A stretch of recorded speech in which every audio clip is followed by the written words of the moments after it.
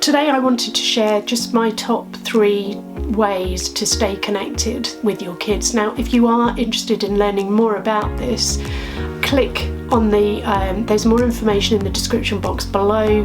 The biggest thing that I found helped me stay connected with my kids was if we went on a walk, we were shoulder to shoulder. The second thing I think is, as parents, we need to develop that skill of being able to be a good listener. My final point here is the importance of the table, and this links back to Lunchbox World and food and things like that. Hello, welcome back to Lunchbox World. Now this week I've been talking about this for a while, so today I wanted to talk about staying reconnected, staying connected with your kids, and why this is so important, and some of my top tips really.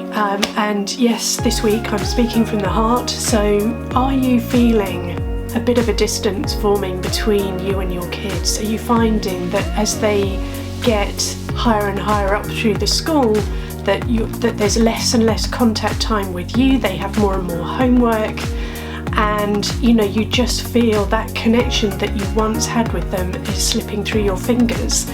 Then it's perfectly normal to feel that, and it is when you look at it, when you think about when they were toddlers, and now they've started school, and the hours are getting longer. I mean, they would have started when they were toddlers. You had them at home if you were lucky enough to be obviously a stay-at-home mum, which I was in the younger years, but then I did go to work, and then they go to playgroup or whatever, or nursery, and so the contact time with them gets less and less. And as they grow older and go through the school, the hours get longer. When they go off to secondary school, sometimes they go on a bus. Mine went on a bus. So then the day was even longer when they were away. And so I think that's when it just becomes more and more important that the times that you are together, and obviously, yes, they have commitments. They might have after school activities. They will have homework as they get older and older. And this is all kind of equipping them for, when they eventually leave home at some point. So today I wanted to share just my top 3 ways to stay connected with your kids. Now, if you are interested in learning more about this, click on there's more information in the description box below, and I'll make sure that it links through to where you can find out more over on lunchboxworld.co.uk. So number 1, the biggest thing that I found helped me stay connected with my kids was if we went on a walk, we were shoulder to shoulder, and they would just start chatting. And it's continued actually even more so now. Sometimes it's almost like they want to go on a walk because they want to chat. And for me, there is something about being shoulder to shoulder and not being face to face. So it could be in the car, or you're giving them a lift somewhere, and they just start opening up, they just start chatting about things. And I just think it's just so important to have that time and give them that time, because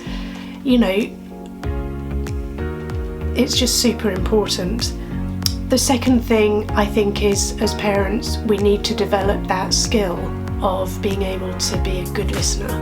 And sometimes, even now, I have to just button it with my kids, because clearly they just want to either vent, or they just want to use me as a sounding board, and sometimes they don't want solutions, they don't want your opinion, they don't want your judgment. And that's a skill that I'm really learning right now with mine, because they are that much older. And so sometimes I'll sort of give them a different perspective, but there will be no judgment, no opinion, or I try to attach to that literally I'm just putting it across a different lens to look through in terms of how they could consider that, or have they thought about X, Y, Z.